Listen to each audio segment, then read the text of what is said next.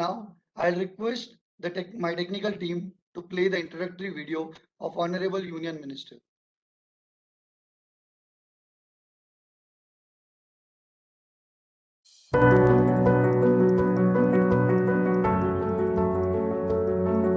There are followers, there are leaders, and then there are visionary.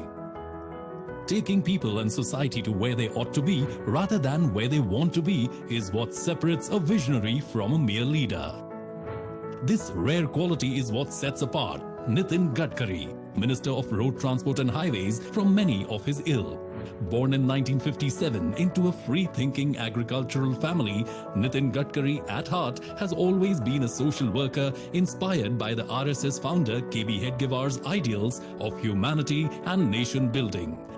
Taking off as a Minister of the Public Works Department in 1995, Nitin Gadkari made groundbreaking changes in the speed the city of Mumbai traveled. So impressed was the then PM Atal Bihari Vajpayee ji with Gadkari ji's performance as PWD Minister that he offered him a responsibility of weaving road nets in the whole of rural India. The outstanding Swarnim Chaturbhuj Yojana, of which Shri Gadkari ji was the chairman, is the culmination of these efforts. 55 flyovers dotting the city have made commuting in Mumbai much easier than ever before. The foundation for the magnificent Bandra-Worli Sea Link was also readied during this time. The jewel in the crown of Maharashtra, India's first expressway, the world-class Pune-Mumbai Expressway, is also a futuristic project imagined and brought to fruition by Nitin Gadkari. Connecting over 13,000 unconnected villages with an all-weather $100 million project is another feat accomplished by this far-sighted visionary. Nagpur, his hometown, has seen first of its kind double-decker bridge. An innovative beautification of flyover using local artists and painting of great political and social leaders was added attraction. Ajni Intermodal Station will have connectivity between long-distance buses, city buses, railways, metro and indirect link with city airport. Nagpur Broad Gauge Metro, which is a commuter rail project planned for Nagpur city and extending up to adjacent areas of Wardha, Narkhed, Ramtek, Bhandara and Chhindwara. World-class institutions like IIT, IIM and AIIMS emerge and thrive under his watchful gaze. This is in addition to the over 1,000 Ekal Vidyalayas that go a long way into molding the future tribal generations. Performing over 10,000 successful heart surgeries is another stupendous achievement in his illustrious career as a warm-hearted do-gooder. The city of Nagpur is the first city to explore alternative biofuels for transport. These include bio-CNG buses. His innovative idea of India's first of its kind CNG-run tractor has proved to be farmer-friendly, cost-effective and helping in reducing air pollution. In a historic push for biofuels, Gadkari ji is introducing flex engines which will run on 100% ethanol, directly providing additional income to farmers and the agricultural sector. Sanskritik Mahotsav, motivating local artists to go nationally. Krida Mahotsav, supporting local sportsmen to showcase their abilities and motivate them to go nationally and on Olympic level. Projects like AgroVision are helping farmers with latest technologies and practices. His idea of using sewage water for power generation, use of ethanol as fuel, have added a whole new dimension to the city's development program. As India's current Minister of Road Transport Highways, he has re-energized the whole sector with his clear vision. With more than 40,000 kilometers of national highways constructed in the last 7 years, 60,000 kilometers of new roads under his supervision are being constructed. The speed of road construction from a mere 3 kilometers in 2014 has grown to 40 kilometers in 2021. The dazzling Delhi-Mumbai Expressway has set 4 new world records with 12,500 cubic meters of concrete being laid down on the 4-lane stretch of 25.4 kilometers. These world records are as follows: highway construction rate at 37 kilometers per hour, construction of 2.5 kilometer long 4-lane concrete road near Vadodara at Delhi-Mumbai Expressway in 24 hours, laying down of 26 kilometer long bitumen road at Solapur-Bijapur section of NH52 in 21 hours.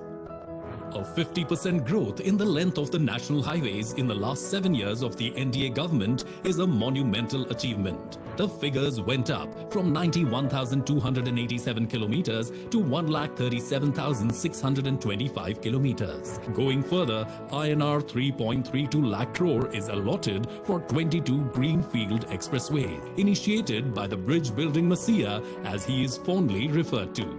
Bharatmala and Sagarmala, two world-class access-controlled expressway projects led by Nitin Gadkari, are presently in various stages of construction.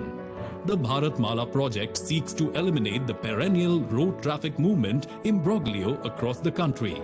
With Nitin Gadkari taking charge, India's much maligned logistics sector has also metamorphosed from a point-to-point model to a hub-and-spoke model.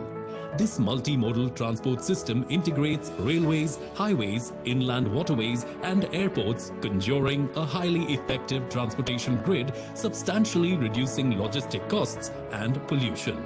35 multimodal logistic parks, 50 economic corridors, 10 intermodal stations are being readied for the monumental effort. Logistics summits with the international participants, including government organizations and the World Bank, leading to MOUs worth 2 lakh crore, have been held to add muscle to the initiative. Among his other endeavors, unprecedented progress is evident in port industrialization, national water highway traffic, jetties for coastal tourism, Ganga Yamuna cleaning, fundraising, asset monetization project, toll operate transfer. As MSME Minister, he has gone all the way to promote entrepreneurship, helping rural youth to adopt Khadi as a means of self-employment. The MSME Ministry has also found wings under Mr. Gadkari. He changed the definition for classification of MSME. Now, a company investing 1 crore and earning a turnover of 5 crore will be classified as micro company. The portal Udyam Registration (UR) offers faceless, fully online, paperless and transparent MSME registration process, fully integrated with income tax and GSTN systems. His brainchild, Jal Kranti, Buldhana pattern of water conservation, which changed economy of villages by rejuvenating water bodies, has won a global award.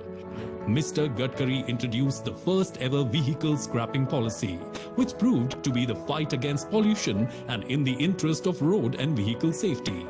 New FASTag policy is helping commuters to save their fuel and time on toll plazas. Some of his major work, like unprecedented push for research and development in electric vehicles, leading research and development for usage of waste materials in highway construction to cut down highway construction costs and generate wealth out of waste materials, developing ropeways and funicular railways in the remotest parts of the country, thus boosting tourism.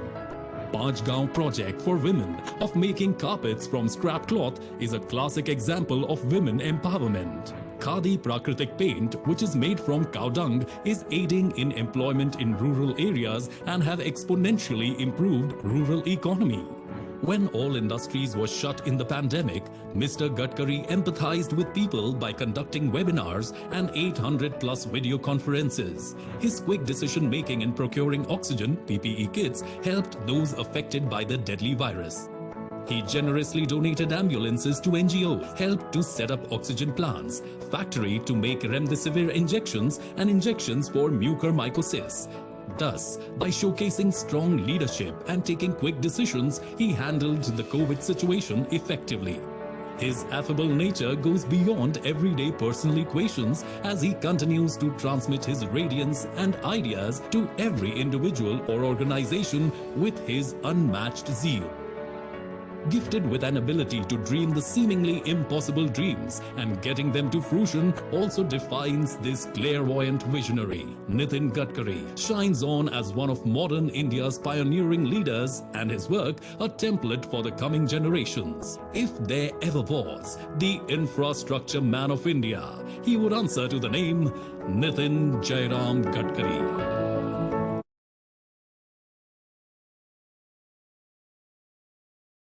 Thank you, team.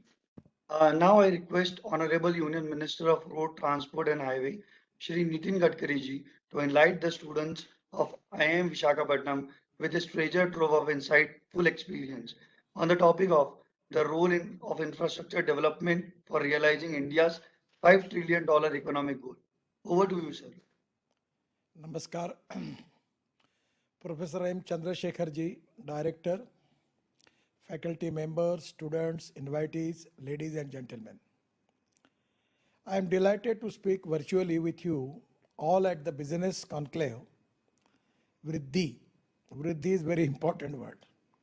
Vriddhi of the Indian Institute of Management, IIM, Visakhapatnam, this year. IIM Visakhapatnam is one of the premier management institutions of national importance, set up in 2015, and there are 20 IIMs in India which produce around 3,000 MBA graduates every year. And it is a great opportunity for me to share my views. And India is one of the fastest growing major economies and is currently ranked as the world's 6th largest economy, along with the fast-paced growth.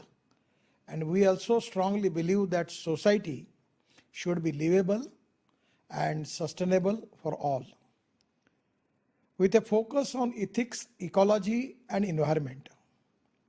We all must be aligned with the commitment made by our Honorable Prime Minister recently at the COP26 summit to achieve the target of net zero emissions by the year 2070. This is a big challenge which calls for a collective efforts from all stakeholders, particularly from the educated and young generation like you. I am happy to know that IIM Visakhapatnam will soon be recognized by a renowned rating agency called GRIHA, Green Rating for Integrated Habitat Assessment, as a 5-star educational campus with a net zero carbon footprint, infrastructure, and E-section that is very important. The government has taken several initiatives across all sectors to make Indian industry globally competitive. The infrastructure development plays an important role in fulfilling our vision of making India as a superpower economy in the next 5 years. The government has given a massive push to the economy through the National Infrastructure Pipeline and PM Gati Shakti Plan, and these programs would ensure integrated and holistic infra development in the country. The road infrastructure plays a critical role in growth of the Indian economy, as 70% of goods and nearly 90% of passenger traffic uses the road network to commute, and this is very important. I'm giving you the example. There are 4 important things. One is water, power, transport, and communication. These 4 things are very important as far as infrastructure development is concerned. And without road, without power, without water, without communication, we don't have industry. Without industry, we cannot get capital investment. And without industry and capital investment, we cannot increase growth rate and we cannot increase employment potential. So first of all, development of infrastructure is very important. Suppose we plan a big road, immediately roadside development start. So the road development, the waterways, the railway, the airways, actually these are very important as far as the growth of our country is concerned. And that's the reason that we have a very ambitious plan. But people like you who need to understand how we are going to raise the capital. And that is exactly the innovative vision which particularly I feel that you should understand. The government is dedicatedly working towards the development of a national highway network of 2 lakh kilometer length by 2025. It's a big thing.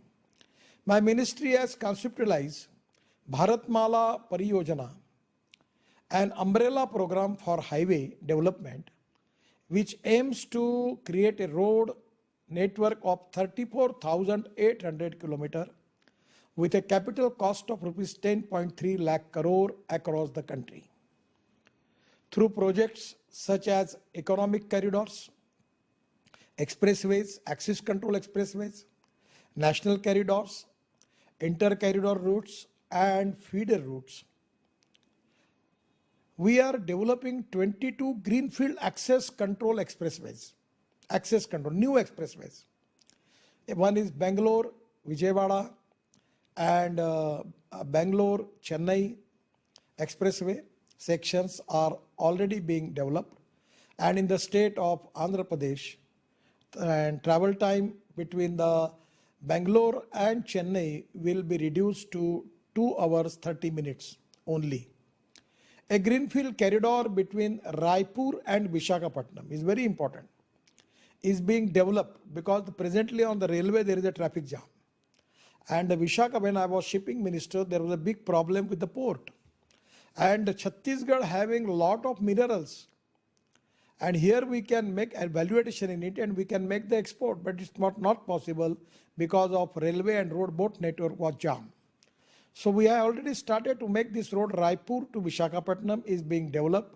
Already 4-5 packages are already awarded and Visakhapatnam is being developed passing through backward districts of Chhattisgarh, Odisha and Andhra Pradesh. And this is really a growth highway for all the three states. Besides cutting travel time and fuel cost, fast track highway network brings socio-economic development of that region. And I feel that this is really very important.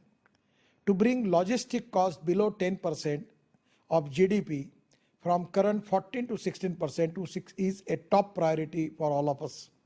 It can be possible. In China, the logistic cost is 8 to 10%. In European countries, the logistic cost is 12%. In India, we can reduce the logistic cost up to 10 to 12%. This saving of 4 to 6% means we will be more competitive in international market, by which we are going to increase our exports. And at the same time, by reducing this cost, we are also going to increase our growth rate, and it is very important. So I will request to all people like you who are making research that how we can reduce the logistic cost. First of all, making of good highways, access control. Second thing is using the fuel. Now we are using diesel. Now in place of diesel, we can use LNG, CNG, then we can use ethanol, bio-LNG, bio-CNG, then methanol, and also we can use biodiesel. And also we can make green hydrogen. And now from the wastewater in the municipal corporation area, by using solar energy and windmill, because the 70% of the cost in green hydrogen is the power. So people like you who can accept this challenge, already Chennai IIT is doing a lot of good projects. So my idea is in the municipal area, with the sewage water, we can make a big rooftop on solar and wind for segregation of solid waste management. And by that, the power which we will get, we can use it in the water. Water will be free of cost available. Power will be available with reasonable cost, and by which we can make, by electrolyzer, using electrolyzer, we can make green hydrogen. And green hydrogen is the future, is the fuel for the future.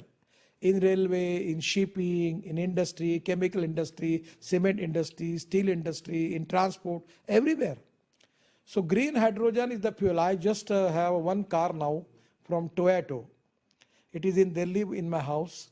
And next 15 days, the Faridabad Indian Oil Laboratory is giving me the green hydrogen. And I'm going to run that car in Delhi. And that is to prove that it can be possible. So my request to all of you that you should more concentrate on lithium ion battery, electric.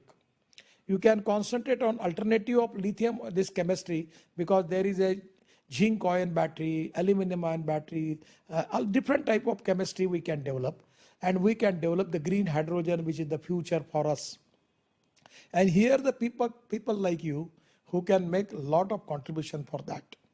I always telling to the people that innovation, entrepreneurship, science, technology, research, skilled and successful practices. We name it as a knowledge. And conversion of knowledge into wealth is the future. And the second thing which I always insist, that no one is best. It is depending upon the vision. It is depending upon the vision of the leadership.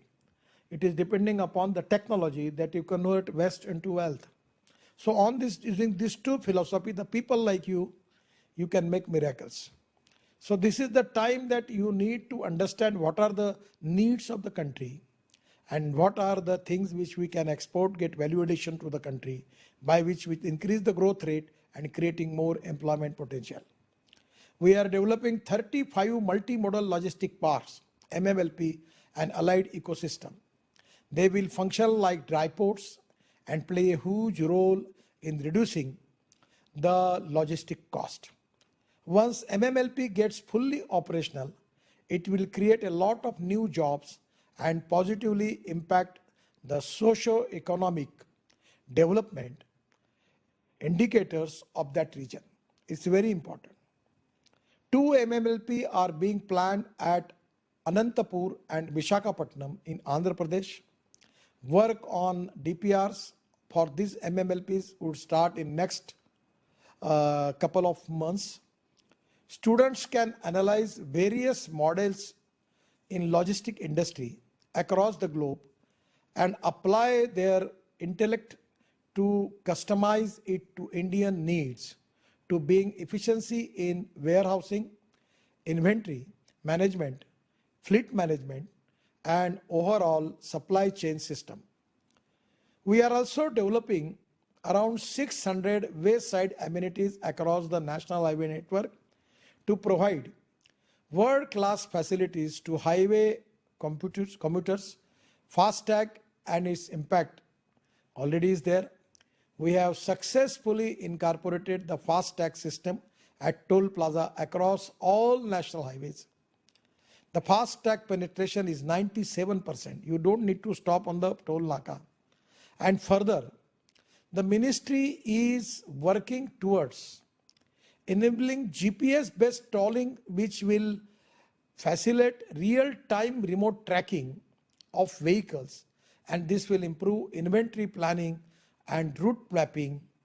As a management students from Premier Business School, I would like you to pick relevant problems, statements, and offer end-to-end solution for the same. Students can do a detailed study on impact of FASTag. Few of the study areas can be pollution levels, fuel saving, waiting time at tolls, vehicle operating cost, and the psychological impact on drivers in this case. I would also like students to do research on global best practices and recommended solution for making India 100% in electronic toll collection infrastructure. The investment trust, that is INVIT, is the idea. I am giving you the example that we have got BOT, hybrid annuity, then one session of the project, then we are making on EPC. Now we are making lot of project on INVIT investment trust. Now my idea is there are a lot of good response from the investor, particularly from the Canadian pension fund, Australian companies, the American companies, the West European companies. Once itself is click in my mind that we should take the investment from the small people like constable, journalist, teacher, and in particularly invest this investment trust model, INVIT, where more than 1 lakh, minimum 1 lakh is there. You can invest in a project. And my idea is now we are asking permission from the SEBI that we can offer you 7% to 8% guarantee return. So in the bank presently they are getting less interest. The senior citizens are getting less interest on it. So my idea is to get money for infrastructure from all the small poor people. The farmers can invest. The teachers can invest. The police constable, nurse, doctor, or journalist, they can invest in it INVIT. And there they will get a good returns as far as the fixed deposit rate is concerned. My idea is to give them 7 to 8% return, and they can be helpful for development of infrastructure in the country. Why we should take? We don't have money shortage. I have never shortage of money. I have surplus money. But now I am decided to whatever the benefit which we are giving to the investor from abroad, we should give this benefit to the small people in the country, and that is why the investment trust model, a dedicated focus on building new cities, ports, bridges, tunnels, high-speed rail and highways will have a multiplier effect on jobs and help reduce unemployment. This is a very important problem. And there is a need for an investment driven growth model to achieve the goal of $5 trillion. Just I am giving you the example. My budget is 1,20,000 crore. But every year I am making the road of 5 lakh crores. Then you may ask me that how you get this money. So presently my total income is 40,000 crore. And within 5 years it will be 1,40,000 crore. By using this strength, I am raising fund from the market. The Indian banks are giving me 25,000 crore. They are with me. One bank is telling, please take my money. And presently we have taken 25,000 with only 6.75 rate. So you understand, we are getting low interest cost fund from the banks. So presently at the time when we make BOT, we consider interest at 12%. But now in a EPC mode, we can make with a low interest cost. We can make the project and we can monetize the project. We will get the net present value. We will monetize the project for 20 years, 25 years or 30 years. And we get the present value by which we can again invest in road construction. By this monetization process, we will get crores of rupees. Now government had decided to monetize not only road project. We can monetize the transmission line projects, power projects. We can even monetize the project railway, aviation, airports. Everywhere there is a private public investment is coming. Because India needs lot of fund and government has got lot of constraint. And first of all, when in the country, when I start this BOT project, it was my first experience. I constructed that Mumbai-Pune Express Highway. That presently there was a lot of criticism that you are taking toll. But at that time, Mumbai to Pune, the journey was 9 hours. And now because of express highway, it is 2 hours. So what is the saving? Because of 2 hours, the fuel saving is there and time saving is there. In place of they have to give the 500 rupees toll for that. But their saving is more than that. Now we have making Delhi to Chandigarh within 2.5 hours. We are making the road. Delhi to Amritsar, 4 hours. Delhi to Katra, 6 hours. Delhi to Srinagar, 8 hours. Delhi to Jaipur, 2 hours. Delhi to Dehradun, 2 hours. Delhi to Haridwar, 2 hours. And Delhi to Mumbai, 12 hours. You just understand presently one truck taking from Delhi to Mumbai taking 48 to 52 hours. But after this Delhi-Mumbai Express Highway, the truck will take it at least 24 hours. So in a month, suppose the truck is doing 4 trips from Delhi to Mumbai, 100% it is increased up to 8 to 10 trips. So they will get good returns. And the fuel saving is there because the speed is more than 80 kilometers. Now they are going by 40 meters and every city there is a traffic jam.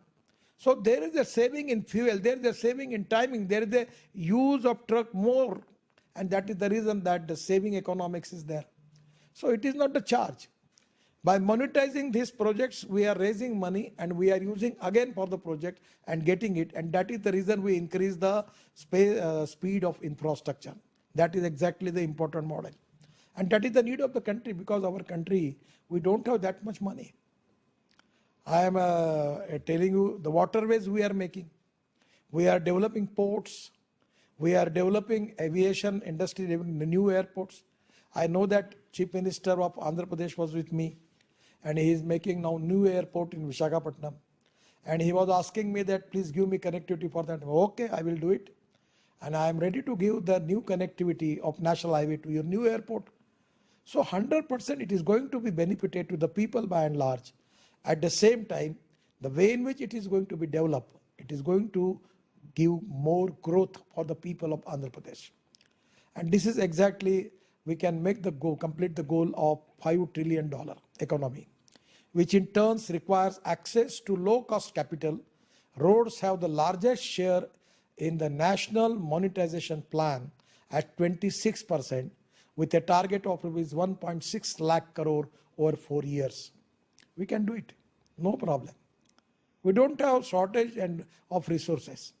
So Infrastructure Investment Trust, InvIT, has enabled a new set of investors like mutual funds, insurance companies, and pension funds to invest in the road sector.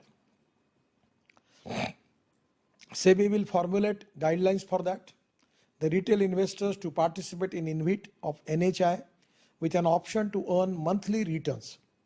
And in the near future, NHI shall be monetizing various road assets through a mix of InvIT and toll operate transfer TOT, which shall provide returns to both institutional and retail investors.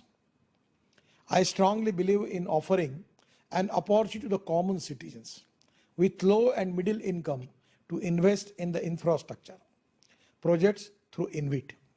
I need your help for that. In this regard, the MBA students can propose a viable financial model to encourage this huge pool of investors to securely invest in infrastructure projects with good returns and surety. Even insurance surety is there, contracts, that is also to be, we can plan it the way. Instead of bank guarantee, now we have started that there will be the insurance of the project. The 2% bank guarantee we are taking. Now we are offering insurance company to the guarantee for the project in place of 2%. There is a lot of delays there. So now the insurance company get a good business and will be the game changer. It's very easy. Immediately they will get the insurance and they can start the work. They will release the blocked liquidity and also reduce litigation in case of contractor defaults. General insurance companies are working on the best possible products as per the guidelines issued by IRDL. Surety insurance will address the concerns of the infrastructure sectors and its stakeholders. It will be launched on 1st April 2022. That they are giving the permission. They are discussing with the insurance company. The MSME sector, it's very important. The young MBA graduates should also focus on the MSME sector. MSME contributes in a significant way to the growth of the Indian economy. The 30% of the growth of GDP is coming from MSME. The 45% export is from MSME. And up till now, MSME create 11 crore jobs. And now we have changed the definition. Now I am not the minister for MSME, but I am confident within 2 years, the more than 50% export from MSME will be possible, creating 5 crore new jobs, and a 30% contribution in growth rate, 100% it will be in more than 40%. But I will request you one thing, where I need your cooperation. You should concentrate on the backward, socially, economically, educationally backward area. The 115 aspirant district, the agriculture area, the rural area, the tribal area, the forest area, where poverty is there. We need to use the forest material. We need to develop village industry. We need to develop agro industries. We have now in Khadi Gramodyog, we have just started that making paint, enamel paint and distemper from the cow dung. That can give 5 rupees kg per rate for it, for cow dung. You can make it. The industry is from 12 to 15 rupees, 20 lakh rupees. You can start this industry in every village.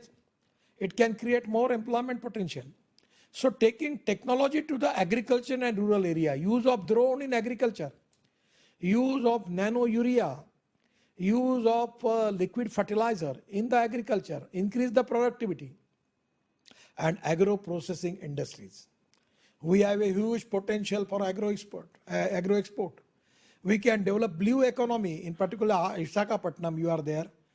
Presently, we can make this blue economy of 5 lakh crores.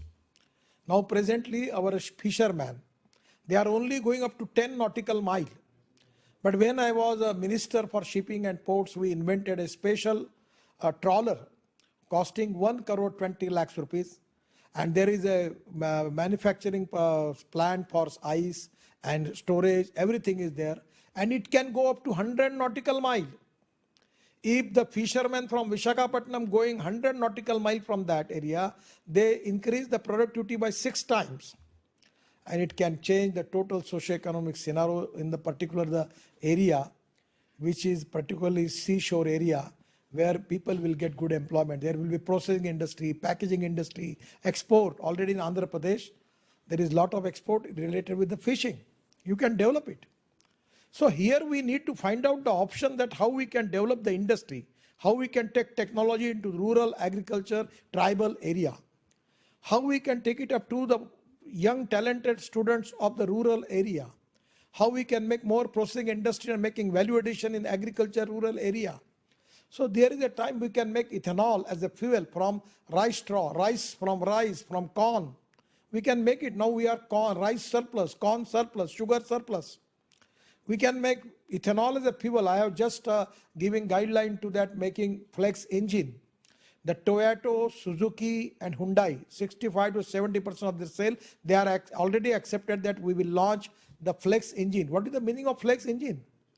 The meaning is you can use 100% petrol or 100% bioethanol. And ethanol is from the farmer, from the agriculture. So really, I am expecting that it is the time for you that you can contribute in this line. So development of agriculture industry in agriculture in tribal area, we can develop bamboo. Now bamboo's caloric value, it is cheaper than compared with the coal. In my area in Maharashtra, I am taking initiative that they are using bamboo in place of coal, but we'll name it bamboo as a white coal. The caloric value is 3,800 to 4,000 caloric value, and there we can make bamboo per acre 100 ton per acre. Bhima bamboo in Karnataka. So in the wasteland we can develop bamboo, we can make furniture, we can make bioethanol from bamboo, we can make many tiles, everything from bamboo.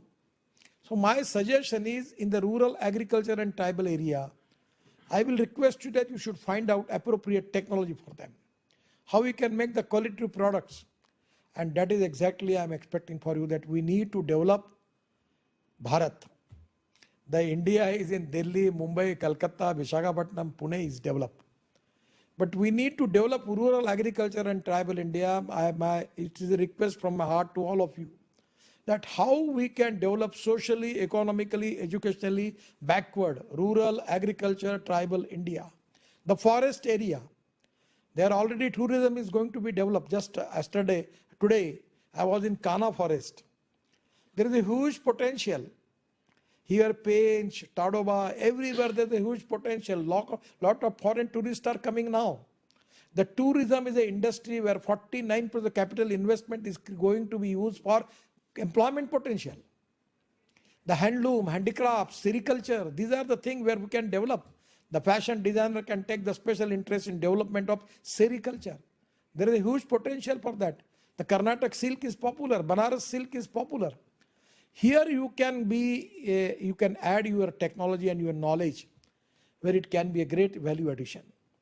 We must be open to new technology which have a positive impact on the ecology and environment.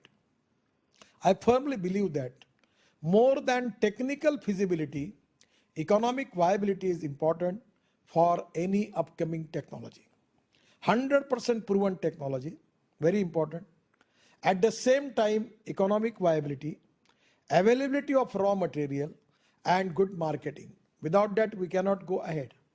The alternative fuel, we have got the large market with so many upcoming new alternative fuels such as ethanol, methanol, LNG, bio-LNG, bio-CNG, electric, green hydrogen. We can change the transport sector. We can reduce the pollution. Now I am just 8 days before I have discussion with the machinery, heavy construction equipment manufacturer association. The JCB company, with my request, they developed the JCB using 50% bio-CNG, and we can make bio-CNG from rice straw. 5 ton of rice straw is giving 1 ton of bio-CNG or bio-LNG. And now because of that, the JCB get a big order from Russia of 1,000 crore. So we can convert using biodiesel in Visakhapatnam. In Kakinada, you have an industry of biodiesel. So we can use that biodiesel. We can develop Jatropa, Ratanjot, Moa, Sal, Karanj and Toli, that unedible, non-edible oil seed we can develop. The problem is that we need to use the biotechnology by which we increase the productivity and oil percentage, and by which we can get biodiesel from that. Here is a time where people can make more research on that. So what are the policies we adopt now will pave the way for the next 30 to 40 years. We have a huge responsibility on our shoulders, and as the transport minister, I am constantly working towards formulating policies that are market friendly and also transformative. Today, India is becoming the largest EV market for electric two-wheelers. I'm just telling you, presently our automobile market is 7.5 lakh crore. And my dream is, as a transport minister, to make it 15 lakh crore within 5 years. We have all prestigious automobile brands like Mercedes, BMW, Volvo, everyone is in India. And we can increase our export. Even we can go ahead compared with the China. So this is the time that we have to can make easily this industry of 15 lakh crore. This is the only industry which is giving maximum jobs and maximum GST revenue to state and central government. So now the Bajaj and TVS has already launched the flex engine motorcycle and scooter. My request to all of you, don't use this petrol motorcycle. Use flex engine. You can use ethanol, it's 62 rupees liter, and petrol is more than 100 rupees liter. No pollution. Use green fuel. Now the green fuel is available. So 100% we intend to shift public transportation to 100% electric mode. I have electric car. I may take an initiative to explore and formulate innovative financing mechanism, factoring government incentives, loans and funding through green bonds, municipality bonds, etc., to create a viable alternative. The Visakhapatnam has got a big bus factory. They are now supplying a lot of electric vehicles to the country, and they're successful, doing excellently. And that is to become now a big industry. You can develop the ancillary in Visakhapatnam. They can also making electric luxury buses now, just like Volvo and Scania. And the cost is very less. For suppose you are using petrol car, the cost is 15,000. Using CNG car, the cost is 7,000. And using electric, cost is only 1,500 rupees. We have electric surplus. We are making more solar energy. So this is the time that people like you have to make more invention, going for green hydrogen, electric, biofuel, ethanol, biodiesel. And this is exactly very important for the country. Presently, our import for petroleum product is 8 lakh crore. And next 5 years, it will go up to 25 lakh crores. The semiconductor is a big shortage in the country. You have a challenge that you can go into the details of it, because in the particular the electronic hardware, our imports are increasing. We need to find out the solution. Even electrolyzer, the IIT students from USA, they are starting their good factory in Bangalore, making electrolyzer. So you can make the miracles. So I always emphasize on adopting ethanol as a fuel. The biggest benefit is that it is a clean fuel with very low greenhouse gas emissions. The additional income generated benefit the farmers, which are actually socially, economically backward, which empowers the rural economy. We have issued an advisory to the automobile industry to introduce flex engines and strong hybrid flex engine on ethanol with electric. That Camry model of Toyota, you remember, that petrol and electric. Now in place of petrol, there will be ethanol and with electric, 40% electric. All the now companies are ready to launch this type of models which can going to reduce our air pollution. So really, the Indian market is very, very popular, becoming popular related with the flex engines and electric engines. We need to push that. The users an option to run on either 100% petrol or ethanol, and you can use your scooter also. You can use electric bike, electric scooter, flex fuel engine scooters. The technology is available. All over in the Brazil is already there. Brazil, Canada and the USA, they are using the technology. And the green hydrogen, where I expect some research from you. Green hydrogen is a zero carbon fuel and sustainable alternative to coal, oil and gas based energy sources. It is a fuel for the future. Municipal sewage water can be potential source for green hydrogen, which can be utilized to run public transport buses and taxis in the cities. We are also exploring the use of green hydrogen as a fuel for railway, marine and aviation application. It will be a potential source of energy across the various sectors like fertilizer, cement, steel, mining industries and high energy consumptions. We require expertise from young business graduates like you to understand the market and recommendations to increase the market's acceptability of alternative fuel. Waste to wealth is the future. One more area where I feel that young minds like you can do wonders. No one is waste. It is the concept of waste to wealth, and nothing is waste. People can make miracles on it, but it depends upon the appropriate vision and technology to convert the waste into wealth. Affordable technology, low cost housing, affordable fuel, affordable engineering, where we can increase our export and we can make more economic viability. The government has recently rolled out national automobile scrappage policy to deal with more than 1.2 crore old, unfit, polluting private and commercial vehicles. And this step would bring a 25 to 30% reduction in vehicular air pollutants. It is a good example of circular economy, scientific scrapping process aimed at extracting maximum value out of old vehicles based on the world's best global practices. The rollout of the scrapping program will reduce raw material cost by 33%.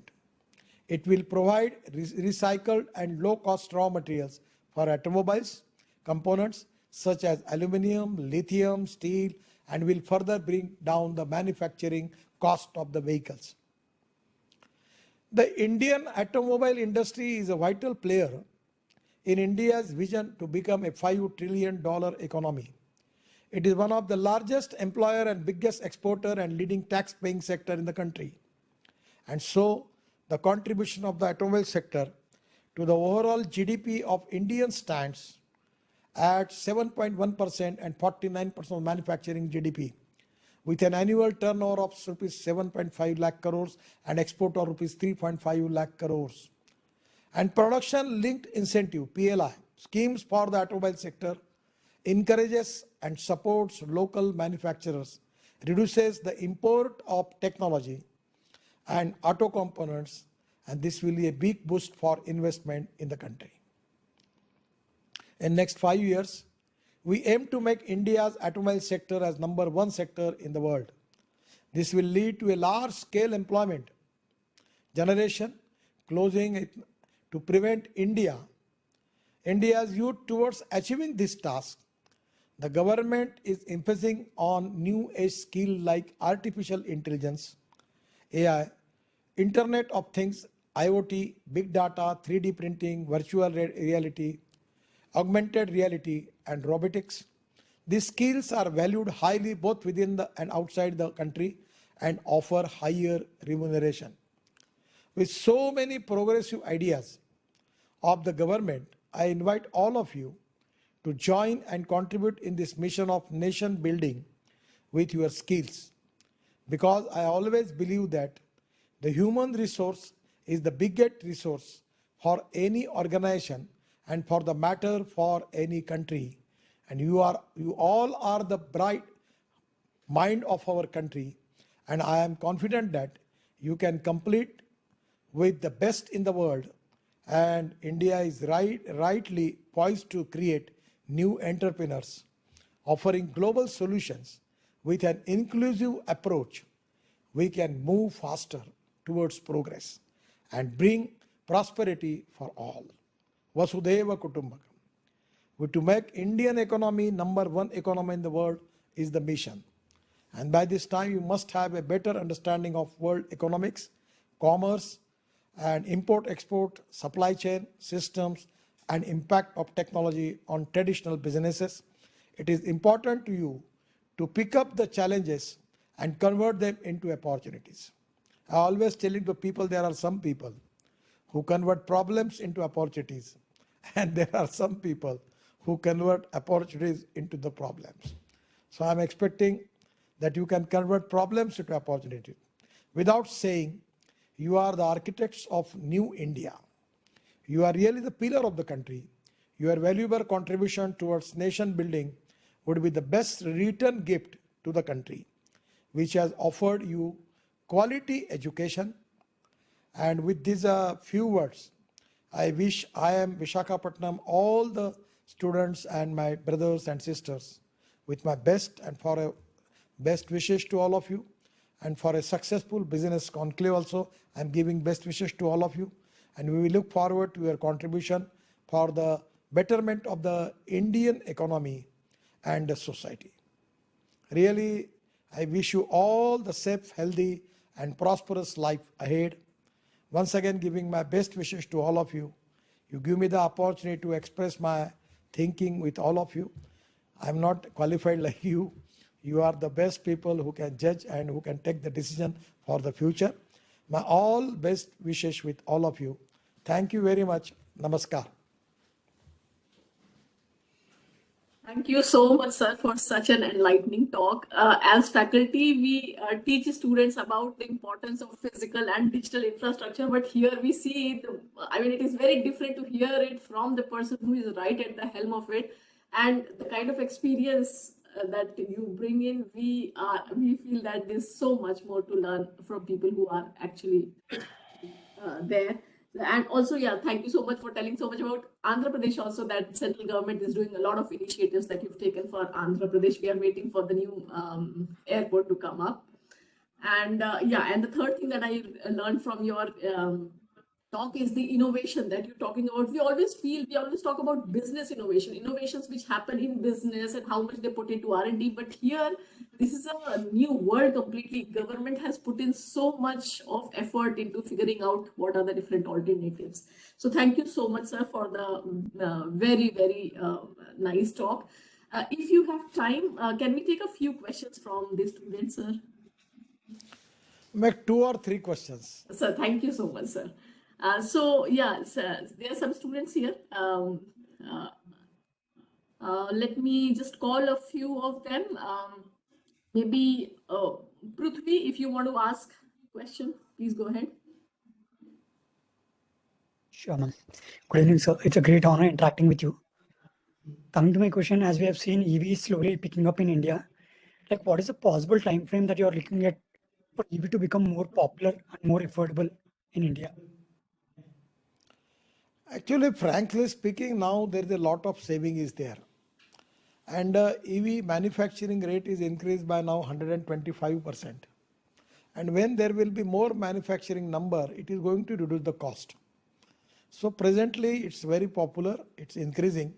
Within 2 to 3 years, everyone you should have the electric car, electric scooter, because it is economically viable. It is going to save your money. At the same time, it is going to save our ecology and environment. So now already, just you take the example of the bus manufacturing factory in Visakhapatnam. They have got already orders of 4,000 or 5,000 buses. In Pune, we have now 500 buses. Mumbai has taken 900 buses. Everywhere in the city bus, they are using electric buses. And now they are manufacturing electric luxury buses like Volvo. So again, there will be a big potential. So you don't need to calculate anything. Now people are accepting because it is in the interest of the consumer. It is a cost saving. And that is the capital cost is, I have given the example. And when we start ethanol buses in Nagpur, our cost was 79 rupees per kilometer. When we are going for electric buses, considering the capital cost of 2 crore rupees, the cost coming is 50 rupees per kilometer. So you just understand this is the model. As diesel bus in Mumbai, best, they are running diesel buses, their cost is 115 rupees per kilometer. So if 115 rupees cost is there for diesel bus, and now 45 to 50 rupees per kilometer cost for the electric bus. Even they can reduce the ticket rate by 25 to 30% with air conditioned buses. So this is the economic viability. So don't bother, don't need to people to convince them for marketing. People are going to take it, and within 2 years, total scenario will be changed. Thank you, sir. Yeah, Sharvari, would you like to go ahead with your question? Yes, ma'am. Namaste, sir. I wanted to know about the challenges faced during the implementation of Gati Shakti, the National Master Plan for Multimodal Connectivity. And I'm also curious about the strategies and approaches in tackling them. In the government, every time there are challenges. But it is difficult for me to tell you about what are the challenges. Means I'm telling you the problems. And as a minister, I'm a member of Council of Minister, the cabinet. It will not be appropriate for me that I can tell you the negative points about it. But I'm telling you one thing. When I was making Mumbai Pune Express Highway, the journalist asked me the question that how much time it will take you to complete this highway. I tell them two years. Then they ask me what will be the cost. I say 1800 crore. Then he is asking how much money you have. I give them answer that 5 crore rupees. Then the journalist laughs me and he asks me that Dhirubhai Ambani, the Reliance is telling that they will take 3600 crore for completing this project. I'm talking about 96, 97. And you are making it 1800 crore. Then you have only 5 crore rupees. And you are making this 1800 road in 2 years. And where is money? Then what you have? How you can claim that? I complete the project, I get the money, and my answer was that if there is a will, there is a way. And if there is no will, there is only survey, discussion, seminar, committee, subcommittee, and research group. I'm not referring to you. But there are always a slogan in my table that I like people who can take the decisions, who can get the things done. I appreciate the people who can take the wrong decisions. But I dislike the people who don't want to take the decisions. So everywhere there are challenges. And life is full of challenges. You have to accept the challenges and you have to make the success story. And that is exactly the test for the good leadership. I'm not talking about political leadership like ministers. Even in your life also, you have to face now big challenges about resources, about technology, about the family, about the friendship, everything there are the challenges. Nothing is easy. But it is time for everybody that you should have to accept the challenges and win over the problem and go ahead. चलते रहो. And I feel that जो लोग चलते रहते हैं वो जीतते हैं. मैं always I am on a positive mood. Positivity for thinking, transparency, time-bound approach, corruption-free system. Up till now, we have awarded more than 50 lakh crores. I am doing lakh of crores of project in Andhra Pradesh. 2 lakh crores I am spending. You ask any contractor whether he need to come to me to get the approval from his contract. Nothing, no one is coming to me. It's totally corruption-free, time-bound, result-oriented, transparent. Because I always feel that I am doing something for the nation. And my definition of politics is the instrument of socio-economic reform. I want to contribute something for the poor people, for the agriculture, rural, socially, economically, educationally backward people, the poor people. It's my responsibility to give them some fruits of progress. And that is the mission. With a strong political will, you can make miracles. Don't be nervous. Don't think negatively. Think positively and make the thing fast. Take the decision fast, transparently. Go ahead. गलती तो होती है, गलती किसके हाथ से नहीं होती. एक गलती करने का सबको अधिकार है, पर गलती करते करते तो आदमी सीखता है ना. सो गो अहेड और उसी से आगे बढ़ो. चिंता मत करो. मैं नहीं चिंता करता कभी किसी बात की. मैं इंजीनियर भी नहीं हूँ और मैं MBA फाइनेंस भी नहीं हूँ. मैं कॉमर्स ग्रेजुएट हूँ, लॉ ग्रेजुएट हूँ. मुझे इंजीनियरिंग का कुछ नहीं समझता. बट अब Limca book of Indian record और ये जो दूसरा Guinness book of Indian record में मेरे साथ अभी 5 रिकॉर्ड हो गए रजिस्टर, और बेसिकली मैं एग्रीकल्चर में हूँ। तो मैं मानता हूँ कि इच्छा शक्ति मजबूत होगी तो you can make miracles. Go ahead, God bless you. Thank you so much, sir. I think we will stop on the questions, and I will now ask our president of SAC. He is a Student Affairs Council president. He will just give a thank you note now. Chaitanya, please. Yeah, thank you, ma'am. Namaste, sir, and good evening, everyone. It is truly a matter of pride to have this opportunity of sharing the stage with Shri Nitin Gadkari ji, sir, and propose the vote of thanks. Dear sir, on behalf of Visakhapatnam, I want to express my sincerest gratitude to taking out time from your busy schedule with us, and sir, with being the guest of honor at our annual business conclave Vriddhi 3.0. Your treasure trove of insights was truly enriching and thought-provoking for all those in attendance from Visakhapatnam and elsewhere. All the thanks to your enlightening words that have inspired many future leaders out there. Furthermore, I would like to thank our director, Professor M. Chandrasekhar sir, and our SMFC chair, Ms. Neena Pandey ma'am, for the time and continuous efforts towards the event. Last but not the least, I would like to thank all the panelists and the attendees for their time and support. So thank you once again, sir, for a truly memorable evening for all of us. It would be nothing short of an honor to have you again, and hopefully next time in our campus, sir. Namaste, sir.